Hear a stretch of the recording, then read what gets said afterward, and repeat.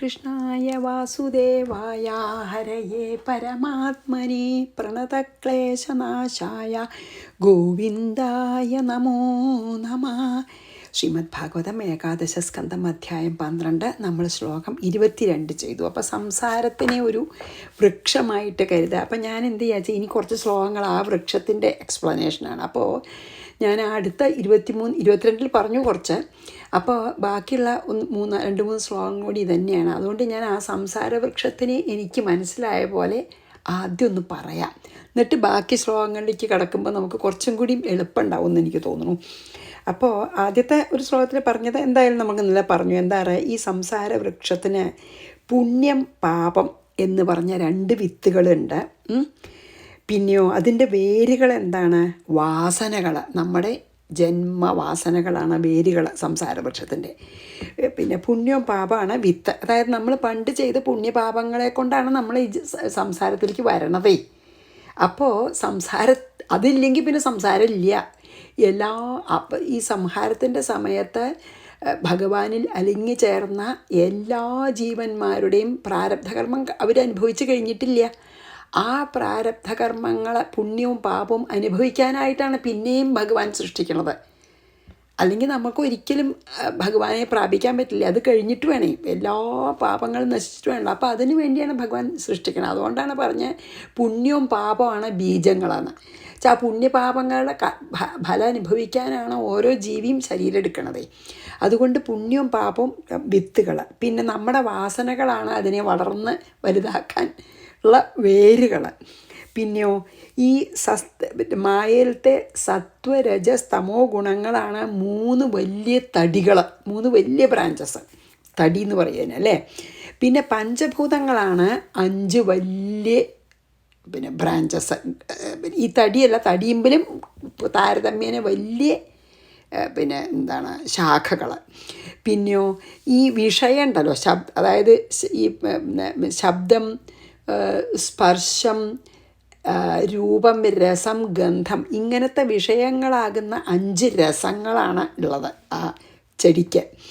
പിന്നെയോ ജ്ഞാനേന്ദ്രിയങ്ങളും കർമ്മേന്ദ്രിയങ്ങളും ആകുന്ന 11 ചെറിയ ശാഖകൾ. വലിയ ശാഖകളിൽ ഇങ്ങനെ കുഞ്ഞ്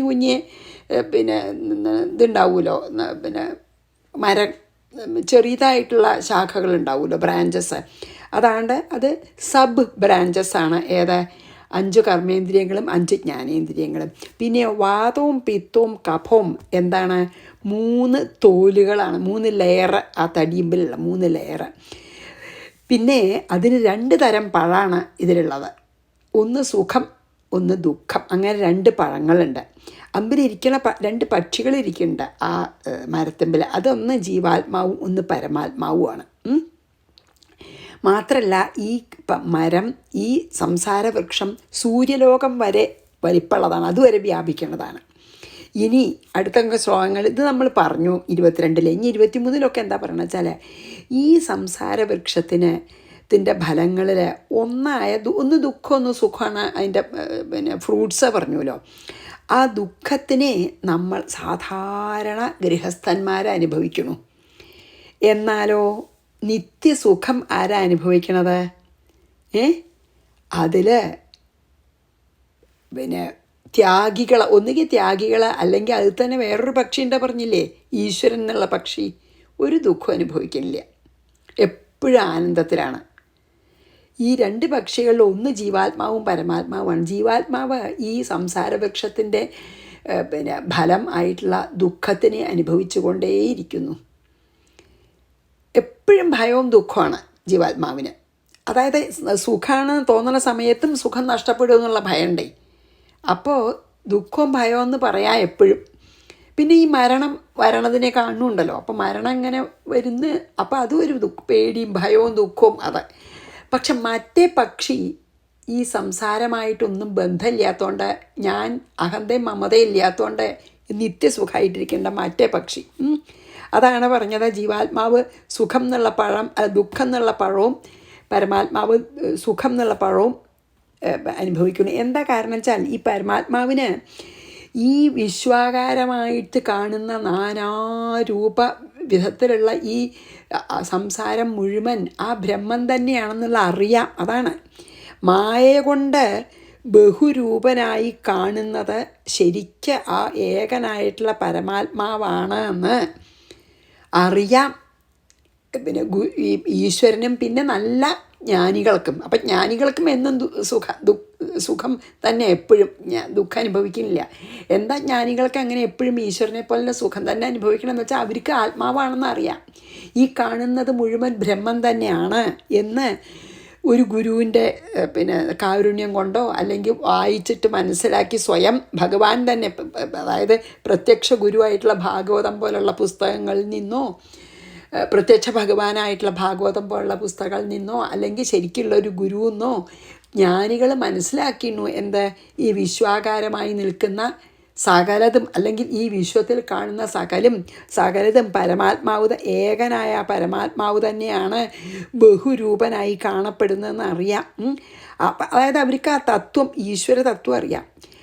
അപ്പോൾ അതുകൊണ്ട് അവർക്ക്, അല്ലെങ്കിൽ ഈശ്വരന് പോട്ടെ, ജീവാത്മാ പരമാത്മാ അല്ലെങ്കിൽ ജ്ഞാനിയായിട്ടുള്ള ആൾക്ക് അല്ലെങ്കിൽ വിവേകിക്ക് ഈ അതുകൊണ്ട് വിവേകം വന്ന ഒരാൾക്ക് പ്രാരബ്ധകർമ്മം കഴിഞ്ഞാൽ ഈ അവർക്ക് അവരുടെ ആ ജ്ഞാനം കൊണ്ട്, ജ്ഞാനമാകുന്ന വാളുകൊണ്ട് അവർ ജ്ഞാനികളായി തീർന്നവർ ജ്ഞാനമാകുന്ന വാളുകൊണ്ട് പ്രാരബ്ധകർമ്മം കഴിഞ്ഞാൽ അവരുടെ ഈ ഓഫ് കോഴ്സ് സ്ഥൂല ശരീരം പ്രാരബ്ധകർമ്മം കഴിഞ്ഞാൽ നശിക്കും. നമ്മളെല്ലാവരുടെ, അതായത് ജ്ഞാനമൊന്നും വേണ്ട, പ്രാരബ്ധകർമ്മം കഴിഞ്ഞാൽ എല്ലാവരുടെയും സ്ഥൂല ശരീരം വീഴും, നമ്മൾ മരിക്കും അല്ലേ.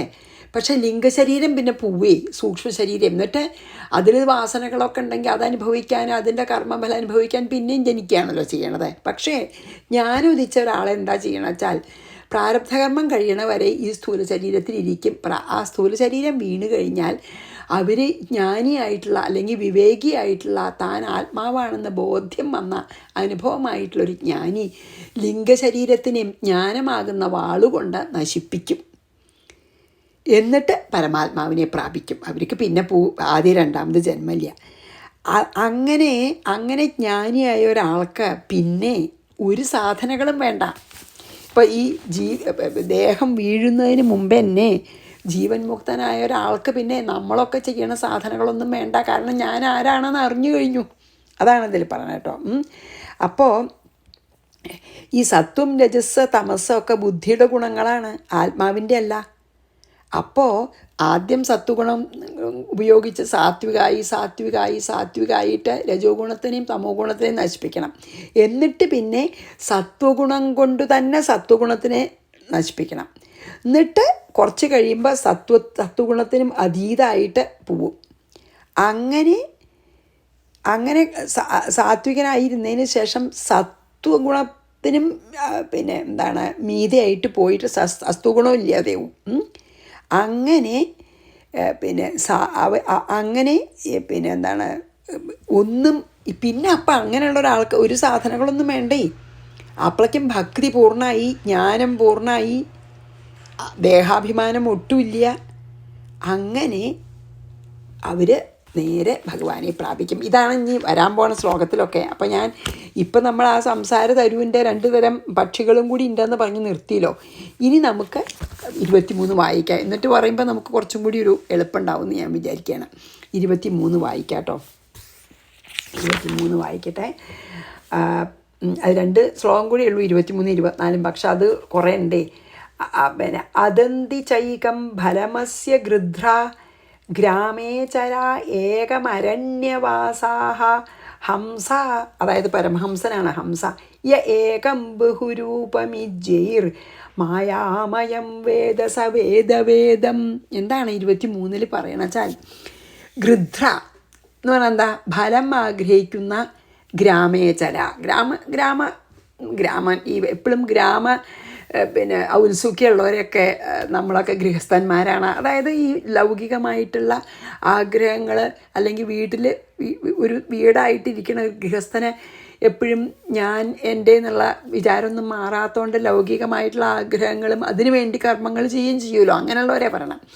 ഗൃധ്ര ഫലം ആഗ്രഹിച്ചു കൊണ്ടുള്ള ഗ്രാമേചര ഗൃഹസ്ഥന്മാർ അസ്യ ഈ സംസാര വൃക്ഷത്തിൻ്റെ, അത് ഈ അസ്യ പറഞ്ഞപ്പോൾ മുമ്പ് പറഞ്ഞ സംസാരവൃക്ഷത്തിൻ്റെ ഏകം ഫലം ദുഃഖരൂപമായ ഫലത്തെയും ഹംസ പരമഹംസന്മാരെ, അതായത് ജ്ഞാനികൾ അല്ലെങ്കിൽ വിവേകമുദിച്ചവർ, അരണ്യവാസാഹ സന്യാസികളാണ് സാധാരണ, മീൻസ് ശരിക്കും ജീവൻ മുക്തന്മാരെ ഏകം സുഖരൂപമായ ഫലത്തെയും അദന്തി അനുഭവിക്കുന്നു. മായാമയമായിട്ടുള്ള ബഹുരൂപം, അതായത് മായയാൽ നാനാവിധത്തിലും നാനാരൂപത്തിലും കാണപ്പെടുന്ന ഏകം ആ പരമാത്മാവിനെ, അതായത് ഈ പ്രപഞ്ചത്തിൽ കാണുന്ന നാനാ രൂപ നാമങ്ങളോട് കൂടിയിട്ടുള്ള എല്ലാ സാധനങ്ങളും, അല്ലെങ്കിൽ നമ്മൾ ഈ ദൃശ്യപ്രപഞ്ചത്തിൽ കാണുന്ന എല്ലാതും ആ പരബ്രഹ്മം തന്നെയാണ്. ഏകം എന്ന് പറഞ്ഞു. ആ ഏകം ഇജ്ജി, അതായത് ഏകം എന്ന് പറഞ്ഞാൽ അത് ആ പരമാത്മാവ് മാത്രമാണെന്ന് എങ്ങനെയാണ് അറിയണം? ഇജ്ജൈഹി, ഗുരുയുടെ ഉപദേശം കൊണ്ടോ അല്ലെങ്കിൽ പ്രത്യക്ഷ കൃഷ്ണനായ ഭാഗവതത്തിൽ നിന്നുള്ള ഉപദേശം തേടിയിട്ടോ, യഹ വേദഹാസ ഏവൻ അറിയുന്നവോ, അവൻ തന്നെ അവനാണ് ശരിക്ക് വേദത്തിൻ്റെ തത്വം അറിഞ്ഞ ആളാണ്. അതാണ് ഈ ഒരു ശ്ലോകത്തിൽ പറയണത്. അതായത് ഈ നമ്മൾ 2 തരം പക്ഷി ഉണ്ട് പറഞ്ഞല്ലോ സംസാര വൃക്ഷത്തിലിരിക്കണത്. അതിലത്തെ ജീവാത്മാവ് എന്നുള്ള പക്ഷിയാണ് ആദ്യം പറയണത്. എന്താണ്? അവർ സകാമമായിട്ട് കർമ്മങ്ങൾ ചെയ്തുകൊണ്ട് ഫലം ആഗ്രഹിച്ച് കർമ്മങ്ങൾ ചെയ്യുന്ന ഗൃഹസ്ഥന്മാരാകുന്ന ഒരു തരം പക്ഷികൾ. മറ്റോരോ അവരെന്താ അനുഭവിക്കണ? ഈ സംസാരവൃക്ഷത്തിൻ്റെ ദുഃഖഫലങ്ങളെയാണ് അനുഭവിക്കുക. എന്നാൽ വിവേകം വന്ന് ജ്ഞാനികളായിട്ടുള്ള സർവസംഘപരിത്യാഗികളായിട്ടുള്ള പക്ഷികൾ അതിൻ്റെ സുഖം എന്നുള്ള ഫലത്തെ മാത്രം അനുഭവിക്കും. കാരണം അവർക്ക് ദേഹാഭിമാനം ഇല്ല. അവർക്ക് അറിയാം ഈ ബഹുരൂപത്തിലും ബഹുനാമങ്ങളിലും കാണുന്ന ഈ പ്രപഞ്ചം മുഴുവൻ ആ ഏകമായ പരമാത്മാവ് തന്നെ ആണ് എന്ന് അവർക്ക് അത് യോഗമായ കൊണ്ടാണ് നമുക്കിങ്ങനെ തോന്നണത്, നാമരൂപഭേദങ്ങളൊക്കെ തോന്നണത്. പക്ഷേ ഇത് ശരിക്കും ബ്രഹ്മം തന്നെയാണ് ഈ കാണുന്നത് എല്ലാം എന്ന് അനുഭവമായിരിക്കുന്ന പരമഹംസന്മാർ അല്ലെങ്കിൽ സർവസംഘപരിത്യാഗികളായിട്ടുള്ള ജ്ഞാനികൾ പല ഭാവത്തിൽ ഭഗവാൻ ലീലയാടുന്നതാണ് യോഗമായി ഉപയോഗിച്ചിട്ടെന്ന് എന്ന് ഗുരുക്കന്മാരുടെ ഉപദേശം കൊണ്ടോ അല്ലെങ്കിൽ പ്രത്യക്ഷ കൃഷ്ണൻ തന്നെയായിട്ടുള്ള ഭാഗവതം പോലെയുള്ള പുസ്തകങ്ങൾ വായിച്ചിട്ടോ എപ്പോഴാണ് അറിയുന്നത്? അങ്ങനെ വിവേകികൾ അവരാണ് ശരിക്കും വേദതത്വം അറിഞ്ഞവർ അല്ലെങ്കിൽ ഭഗവത് തത്വം അറിഞ്ഞവർ. അങ്ങനെയുള്ള വിവേകികളാണ് ഞാൻ ആത്മാവാണ് എന്ന് ബോധ്യം വന്നവരെ. അവരെപ്പോഴും ആ സംസാരവൃക്ഷത്തിന് 2 തരം പഴങ്ങളുണ്ട് പറഞ്ഞില്ലയോ? ഒന്ന് സുഖമാകുന്ന പഴം, ഒന്ന് ദുഃഖമാകുന്ന പഴം. അപ്പോൾ സകാമമായിട്ട് ചെയ്ത് ഓരോന്നിൻ്റെ പിന്നാലെ സുഖമന്വേഷിച്ച് പോകുന്ന സാധാരണ ഗൃഹസ്ഥന്മാരൊക്കെ ആ സംസാരവൃക്ഷത്തിന് ദുഃഖഫലമാണ് അനുഭവിക്കണം എപ്പോഴും. അതേസമയം സർവസംഘപരിത്യാഗികളായിട്ടുള്ള ജ്ഞാനികൾ എന്താ അനുഭവിക്കണത്? ആ സുഖം എന്ന ഫലം മാത്രം അനുഭവിക്കണു. എന്താ കാരണം വെച്ചാൽ ദേഹാഭിമാനമില്ല. അപ്പോൾ ദേഹത്തിന് വരുന്ന യാതൊരു അനുഭവങ്ങളും അവനവൻ്റെ അനുഭവമായി കാണുന്നില്ല. അവർ പക്ഷേ പ്രാരബ്ധകർമ്മം കഴിയണവരെ ഈ ശരീരത്തിലിരിക്കും. ഈ സ്ഥൂല ശരീരത്തിൽ. അത് കഴിഞ്ഞാൽ അവർക്ക് ജ്ഞാനം ഉദിച്ച കാരണം ലിംഗശരീരം ഇല്ല, ലിംഗശരീരം നഷ്ടപ്പെടുമ്പോഴേക്കും. അപ്പം പിന്നെ നേരെ ഭഗവാനെ പ്രാപിക്കും. അതല്ലാത്തവരാണ് പിന്നെയും ജന്മെടുക്കാൻ വേണ്ടി പോണതേ. കാരണം ലിംഗശരീരത്തിൽ മനസ്സും ഇന്ദ്രിയങ്ങളും മനസ്സും നമ്മുടെ വാസനകളും ഒക്കെ ഉണ്ടേ. പക്ഷെ ജ്ഞാനികൾ ജ്ഞാനമാകുന്ന കഠാരം കൊണ്ട് പൊട്ടിക്കുന്ന, ഞാൻ അടുത്തതിൽ പറയുന്നുണ്ട് കേട്ടോ, അത് ആ കഠാരം കൊണ്ട് പൊട്ടിക്കുന്നുള്ളത്. അപ്പം ഈ ഒരു ശ്ലോകത്തിൽ എന്താണ് പറഞ്ഞത്? ഈ എന്താണ് സകാമമായിട്ട് എല്ലാം ചെയ്യുന്ന ഗൃഹസ്ഥന്മാർ ആണ് ഒരു തരം പക്ഷി. അവരാണ് ഈ ദുഃഖം എന്നുള്ള ഫലം മാത്രം അനുഭവിക്കുക എപ്പോഴും. എത്ര ദുഃഖമില്ല എന്ന് തോന്നിയാലും ദുഃഖവും സുഖവും മാറി മാറി വരും. അത്ര എത്ര നശ്വരാണ് നമുക്ക് സുഖം കിട്ടുന്നുള്ള തോന്നുന്ന സമയം തന്നെ. ആ സമയം തന്നെ ആ സുഖം നഷ്ടപ്പെടുമെന്നുള്ള ഭയവും അത് ശരിക്കും നമുക്ക് ചില സമയത്ത് നമുക്ക് ശരിക്കും തോന്നിട്ടോ അല്ലേ. അതായത് ഒരു ഉദാഹരണം ഞാൻ പറയാം. ഇപ്പം നമ്മൾ കുറേ നമ്മുടെ ഫാമിലി മെമ്പേഴ്സൊക്കെ ആയിട്ട് കൂടാൻ തീർച്ചയാക്കി നമുക്ക് വളരെ സന്തോഷം, കുട്ടിക്കാലത്തൊപ്പം കളിച്ച് വളർന്നവരാണ്, അല്ലെങ്കിൽ നമ്മളെ ഫ്രണ്ട്സും ആരായാലും നമ്മളെ ഒരു ഗെറ്റ് ടുഗദറിന് പോയിച്ചാൽ ആ ഗെറ്റ് ടുഗദറിൻ്റെ കുറച്ചൊരു 2 മണിക്കൂർ കഴിയുമ്പോഴേക്കും നമുക്ക് വിചാരമായി അയ്യോ ഇത് കഴിയാറായി, നല്ല രസമാണ് പക്ഷെ അത് കഴിയാറായി. അപ്പോൾ ആ ഭയം, എന്ത് സുഖം വന്നാലും നമുക്ക് നഷ്ടപ്പെടും എന്നുള്ള ഭയമുണ്ട്. അപ്പം ശരിക്കും സുഖം എന്ന് പറയൂല. അതുകൊണ്ടാണ് പറഞ്ഞത് സാധാരണ ഗൃഹസ്ഥന്മാർ ദുഃഖഫലത്തെയും ഞാൻ ശരീരമാണെന്നുള്ളത് മറന്ന് ഞാൻ ആത്മാവാണെന്ന അനുഭവമായിട്ടുള്ള ഒരു ജ്ഞാനിയും സർവസംഘപരിത്യാഗിയായിട്ടുള്ള ഒരു പരമഹംസൻ നേരെ തിരിച്ചാണ് എപ്പോഴും സുഖം അനുഭവിക്കുന്നത്. കാരണം he is actually existing in സച്ചിദാനന്ദം, ബ്രഹ്മത്തിൽ വർത്തിക്കുകയാണ്. അപ്പം അവർക്ക് എപ്പോഴും സുഖമാണ്. അതാണ് പറയുന്നത്. അവർക്ക് എന്തുകൊണ്ടാണ് അങ്ങനെ സുഖം തോന്നുന്നത് വെച്ചാൽ ഈ കാണുന്ന പ്രപഞ്ചത്തിൽ കാണുന്നതൊക്കെ ആ ഏകനായ പരമാത്മാവാണ് എന്നുള്ള അറിവ് അവർക്കുണ്ട്. ഒന്നുകിൽ ഗുരുവിൻ്റെ നിന്ന് കിട്ടി, അല്ലെങ്കിൽ സ്വയം ഭാഗവതം പോലുള്ള തത്വശാസ്ത്രങ്ങൾ അല്ലെങ്കിൽ വേദം പഠിച്ച് അത് ഉൾക്കൊണ്ട് അവർക്ക് ആ അറിവുണ്ട്. അതുകൊണ്ടാണ് അങ്ങനെയുള്ളവരെയാണ് ശരിക്കും നമ്മൾ ഭഗവത് തത്വം അറിയുന്നവരെ എന്ന് പറയുന്നത്. അവരാണ് പുണ്യാത്മാക്കളാണ്. അതാണ് പറയുന്നത് കേട്ടോ. അപ്പോൾ അദന്തി ചൈകം ഫലമസ്യ ഗൃധ്ര ഗ്രാമേ ചരാ ഏകമരണ്യവാസാഹ ഹംസായ ഏകം ബഹുരൂപമിജ്ജേർമായാമയം വേദം. അവർക്കിത് മായയുണ്ട് തോന്നുകയാണ്, ഇതെന്ന് നല്ലോണം അറിയാം. അതാണ് അവർക്ക് വേദം. അവർ വേദത്തിൻ്റെ തത്വത്തെ അറിഞ്ഞവരാണെന്ന്. ആരെ? പരമഹംസന്മാർ. ഇനി അവസാനത്തെ ശ്ലോകം ഈ അധ്യായത്തിലത്തെ. ഏവം ഗുരൂപാസനയൈകഭക്ത്യാ വിദ്യാ കുഠാരേണ ശിതേന ധീര. അതാണ് ഇതിലാണ് വിദ്യയാകുന്ന അജ്ഞാനമാകുന്ന കഠാരം കൊണ്ടേ വിവൃശ്ച ജീവാശയമപ്രമത്തഃ സമ്പദ്യ ചാത്മാനമഥത്യജാസ്ത്രം. അങ്ങനെ ജ്ഞാനിയായ ഒരാൾക്ക് പിന്നെ ഒരു സാധനയും വേണ്ടല്ലോ, അല്ലേ? 24 അതാണ് പറയണത്. എന്താ പറയണത്? ഏവം ഇപ്രകാരം ധീര, നല്ല ബുദ്ധിയുള്ള, ധീരൻ ചവിടെ ധൈര്യമുള്ള ആളെന്നല്ല, ധീച്ച ബുദ്ധിയാണ്, ബുദ്ധിമാനായിട്ടുള്ള ഒരാളെ, വിവേകി, അപ്രമത്ത, ഒരു ബുദ്ധിക്കൊരു യാതൊരു ഭ്രമവും ഇല്ലാതെ, ഗുരുപാസനയ, ഗുരുവിനെ ഉപാസിച്ചിട്ട് അല്ലെങ്കിൽ പിന്നെ ശാസ്ത്രങ്ങളെ ഉപാസിച്ചിട്ട്, ഏകഭക്തിയ, ഏകാന്ത ഭക്തിയാലും, ശിതേന, അതായത് മൂർച്ചയുള്ള, വിദ്യാകുഠാരേണ, വിജ്ഞാനമാകുന്ന കോടാലി കൊണ്ട്, കോടാലി കൊണ്ട്, അതായത് ഇങ്ങനെ വിവേകിയായിട്ടുള്ള ഒരാൾ,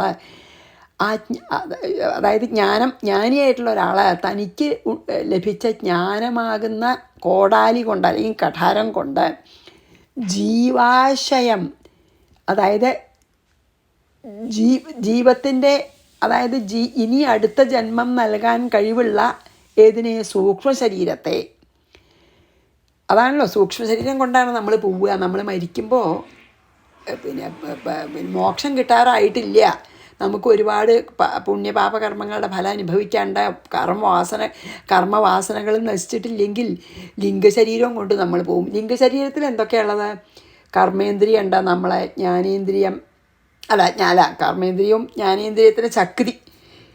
നമ്മൾ കണ്ണൊന്നും കൊണ്ടുപോയില്ലല്ലോ. ജ്ഞാനേന്ദ്രിയങ്ങളുടെ പിന്നിലുള്ള ശക്തിയും കർമ്മേന്ദ്രിയങ്ങളുടെ പിന്നിലുള്ള ശക്തിയും പിന്നെയോ നമ്മൾ അന്ധക്കരണവും അതൊക്കെ കൂടിയതാണ് ഏത്? ലിംഗശരീരേ. അപ്പോൾ നമ്മുടെ കർമ്മവാസനകൾ, മനസ്സും ഒക്കെ നമ്മൾ കൊണ്ടുപോകണ്ട, മനസ്സും ചിത്തവും ഒക്കെ, ബുദ്ധി അഹങ്കാരവും. അപ്പോൾ അതൊക്കെ കൊണ്ടുപോകും, മനസ്സ് കൊണ്ടുപോയാൽ മതിയല്ലോ. അപ്പോൾ നമ്മളെ എല്ലാ പിന്നെ വാസനകളും ഇതിലുണ്ടാവും. പിന്നെ നമ്മൾ ചെയ്ത കർമ്മങ്ങളുടെ ആ ഫലവും നമുക്ക് അനുഭവിക്കണം. അത് അനുഭവിച്ച് കഴിഞ്ഞിട്ടില്ലെങ്കിൽ അതൊക്കെ അനുഭവിക്കണമല്ലോ. അപ്പോൾ അതാണ് ലിംഗശരീരം. നമ്മളപ്പോൾ നമ്മുടെ സ്ഥൂല ശരീരം വീണാലും നമ്മൾ സൂക്ഷ്മ ശരീരം കൊണ്ടുപോവും ഇനിയും ജന്മമുള്ളവരെ. പക്ഷെ ജ്ഞാനികൾ ജ്ഞാനമാകുന്ന മൂർച്ചയുള്ള കത്തി കൊണ്ട് ആ ലിംഗശരീരത്തിനെ അവർ മുറിക്കും എന്ന് പറഞ്ഞാൽ അവർക്ക് ഇനി ഒന്നും അനുഭവിക്കാനില്ല. അവരുടെ എല്ലാ പ്രാരബ്ധകർമ്മം തീർന്നു സ്ഥൂല ശരീരം വീഴുമ്പോൾ. പിന്നെയോ അവരുടെ സഞ്ചിത കർമ്മവും ആഗാമിക കർമ്മവും ഒക്കെ ഈ ജ്ഞാനമാകുന്ന കഠാരം കൊണ്ട് മുറിക്കാൻ പറ്റും. അപ്പം പിന്നെ എന്നിട്ടോ വിവൃശ്ച, മുറിച്ച് എറിഞ്ഞ്, സമ്പദ്യ, ആത്മാവിനെ പ്രാപിച്ച്, പിന്നെ അവർ ശരിക്കും മോക്ഷമായി അവർക്ക്. അതായത് പുനരാവർത്തിരഹിതമായ മോക്ഷം, പിന്നെ ജനിക്കേണ്ട ആവശ്യമില്ല. കാരണം എല്ലാ കർമ്മങ്ങളെയും നാശം കഴിഞ്ഞു. അതാ പിന്നീട് അസ്ത്രത്തിനെ വിട്ടുകളയുന്നു. അസ്ത്രം എന്ന് പറഞ്ഞാൽ ഇവിടെ സാധനയാണ് കേട്ടോ വിചാരിക്കണം. അപ്പോൾ എന്താ അതിൽ പറഞ്ഞു വെച്ചാൽ, ഇങ്ങനെ ഗുരുവിനെ ശുശ്രൂഷിച്ചും ഗുരുവിൻ്റെ ഉപദേശം കൊണ്ടും അല്ലെങ്കിൽ പിന്നെ തത്വങ്ങളെ ഏത് നിലയിലാണെങ്കിലും മനസ്സിലാക്കിയിട്ട് ഉള്ള ഒരു ഏകാന്ത ഭക്തിയുള്ള ഒരു ജ്ഞാനി വളരെ മൂർച്ചയേറിയ തൻ്റെ ഖൽഗം വാളുകൊണ്ട് ജ്ഞാനമാകുന്ന വാളുകൊണ്ട് തൻ്റെ അഹങ്കാര ഗ്രന്ഥിയെ, അതായത് മുഴുവൻ ഈ ലോകമായിട്ടുള്ള ബന്ധത്തിനെ മുഴുവൻ ഭേദിച്ച്, അതായത് മുറിച്ച് യാതൊരു തരത്തിലുള്ള മായാഭ്രമവും ഇല്ലാതെ പരമാത്മാവിൽ വിലയം പ്രാപിച്ച് പിന്നെ ആ മുറിക്കാൻ ഉപയോഗിച്ച ജ്ഞാനം പോലും ഉപേക്ഷിക്കും. അത് നമ്മളിതിന് മുമ്പേ കണ്ടുവല്ലോ അല്ലേ? ജ്ഞാനാഗ്നി കൊണ്ട് അജ്ഞാനാഗ്നി നശിപ്പിച്ച് പിന്നെ ജ്ഞാനാഗ്നിയും കെട്ടടങ്ങുന്ന നമ്മളിതിനു മുമ്പ് കണ്ടുവല്ലോ അല്ലേ? ഇതിനു മുമ്പ് നമ്മൾ പറഞ്ഞുവല്ലോ. അതായത് ജ്ഞാനാഗ്നി കൊണ്ട് അജ്ഞാനത്തിനെ നശിപ്പിച്ച് കുറച്ച് നേരം അത് കത്തി നിൽക്കുന്നു വെച്ചോളൂ. ജ്ഞാനാഗ്നി ജ്വലിക്കും. ജ്ഞാനാഗ്നി ജ്വലിക്കുക പറഞ്ഞാൽ എന്താ? ഞാൻ ആത്മാവാണ് എന്നുള്ള അനുഭവം ആവണം തന്നെയാണ് ജ്ഞാനാഗ്നി. ആ ജ്ഞാനാഗ്നിയാണ് ജ്വലിച്ച് നമ്മളെ എല്ലാ അജ്ഞാനവും നശിക്കും. അത് കഴിഞ്ഞാൽ ഞാൻ ആത്മാവാണെന്നുള്ള ഭാവം കൂടി ത്യജിക്കും. ആ ജ്ഞാനാഗ്നി പോലും കെട്ടടങ്ങുന്നു നമ്മൾ പറഞ്ഞു. അപ്പം ശാന്തമാവും എന്ന് പറഞ്ഞു അല്ലേ നമ്മളിതിനു മുമ്പേ? അതന്നെയാണ് അവിടെ പറയണത്. ഈ ജ്ഞാനഖൽഗം കൊണ്ട് അജ്ഞാനത്തിനെ മുഴുവൻ നശിപ്പിച്ചതിന് ശേഷം ഈ ജ്ഞാനി ആ ജ്ഞാനഖൽഗത്തിനെ ഉപേക്ഷിക്കുന്നതാണ് പറയുന്നത്. അപ്പോഴാണ് ശാന്തമായിട്ട് ആ പരമാത്മാവിൽ വിലയം പ്രാപിച്ച് ശാന്തനായി പിന്നെ എന്നും ആ പരമാത്മാവിൽ തന്നെ വർത്തിച്ച് ബ്രഹ്മം തന്നെ ആയിത്തീരും. ബ്രഹ്മജ്ഞാനം കൊണ്ട് എങ്ങനെയാച്ചാൽ ബ്രഹ്മജ്ഞാനം കൊണ്ട് ബ്രഹ്മം തന്നെ ആയിത്തീരുകയാണ്. അപ്പോൾ പിന്നെ ജ്ഞാനത്തിനൊന്നും പ്രശ്നമില്ല, രണ്ടാമതൊന്നുമില്ല. ബ്രഹ്മജ്ഞാനികൾ ബ്രഹ്മം തന്നെ ആയിത്തീരും. അതാണ് ഇപ്പോൾ ഇവിടെ പറഞ്ഞത്. അങ്ങനെ അതാണ് അപ്പോൾ ഈ 12-ാം അധ്യായത്തിൽ കേട്ടോ. ഇനി 13-ാം അധ്യായത്തിൽ ഈ സത്വഗുണത്തിനെ നമ്മൾ വർദ്ധിപ്പിക്കുക. അതായത് രജോ ഗുണത്തിനെയും തമോ ഗുണത്തിനെയും സത്വഗുണം കൊണ്ട് നീക്കി സത്വഗുണം വർദ്ധിച്ച് എങ്ങനെയാണ്, അപ്പം നമുക്ക് സത്വഗുണം മാത്രമായിത്തീരും കുറച്ച് കഴിഞ്ഞാൽ. എന്നിട്ട് പിന്നെ എങ്ങനെയാണ് ഈ സത്വഗുണത്തിലും അതീതനായിട്ട് നിർഗുണനാവണമല്ലോ. പരബ്രഹ്മം നിർഗുണനല്ലേ? അപ്പോൾ നമുക്ക് പരബ്രഹ്മത്തിന് ബ്രഹ്മ ഐക്യം വേണച്ചാൽ നമ്മുടെ സത്വഗുണത്തിനെയും കളയണം. ആദ്യം രജോ ഗുണത്തിനെയും തമോ ഗുണത്തിനെയും സത്വഗുണം ഉപയോഗിച്ച് കളയുക. അത് കഴിഞ്ഞ് നമുക്ക് സത്വഗുണത്തിന് നിർഗുണമാവണം, സത്വഗുണത്തിനും അതീതമായിട്ട് പോകണം. നിർഗുണ ബ്രഹ്മമായി തീരണമെങ്കിൽ, അല്ലെങ്കിൽ ബ്രഹ്മ ഐക്യം വേണമെങ്കിൽ. അതാണ് ഇനി ഹംസഗീത എന്ന് പറഞ്ഞിട്ടുള്ള വളരെ പ്രസിദ്ധമായിട്ടുള്ള, അതൊക്കെ ഇനി അടുത്ത അധ്യായത്തിലാണ് പറയുന്നത് കേട്ടോ.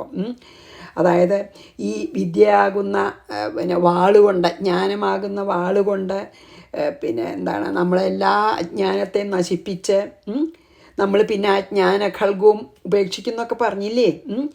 അപ്പോൾ പിന്നെ എന്താണ് അപ്പോഴും പിന്നെ എന്താ പറയുക, ഈ ഭഗവാൻ അതൊന്നും കൂടി വിസ്തരിച്ച് പറയുകയാണ്. എങ്ങനെയാണ് ഈ പിന്നെ മായയിൽ തന്നെ നിന്നുകൊണ്ട് മായയ്ക്ക് അതീതമായിട്ട് എങ്ങനെ പോവാമെന്ന്. മായയിൽ തന്നെ നിൽക്കുകയാണല്ലോ. അപ്പോൾ സത്വരജസ്തമോ ഗുണങ്ങളുണ്ടേ.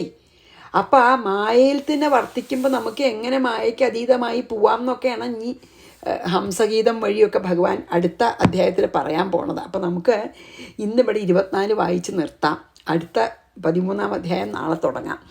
ഏവം എനിക്കിതൊന്നും പറയാനുള്ള യാതൊരു അർഹതയില്ല. എനിക്ക് മനസ്സിലായോ എന്നും എനിക്കറിയില്ല കേട്ടോ. എനിക്ക് മനസ്സിലായത് ഞാൻ പറയണമെന്നേ ഉള്ളൂ. തെറ്റുണ്ടെങ്കിൽ എല്ലാവരും ക്ഷമിക്കുക. ഏവം ഗുരൂപാസനയൈകഭക്ത്യാ വിദ്യാ കുഠാരേണ ശിതേന ധീരഃ വിവൃശ്യ ജീവാശയമപ്രമത്തഃ സമ്പദ്യ ചാത്മാനമഥത്യജാസ്ത്രം. അങ്ങനെ അസ്ത്രം ത്യജിക്കാൻ പറഞ്ഞാൽ പിന്നെ ഇങ്ങനെ ജ്ഞാനം പൂർണ്ണമായാൽ പിന്നെ ഒരു സാധനകളും വേണ്ടേ. അതാണ് പിന്നെ അപ്പോൾ ശരിക്കും പിന്നെ നമുക്ക് പിന്നെ ബാക്കി, അതായത് പിന്നെ പരിശുദ്ധമായി ഏത് നമ്മുടെ എന്താ പറയുക, പരിശുദ്ധമായി കഴിഞ്ഞു പിന്നെ നമ്മുടെ മനസ്സേ.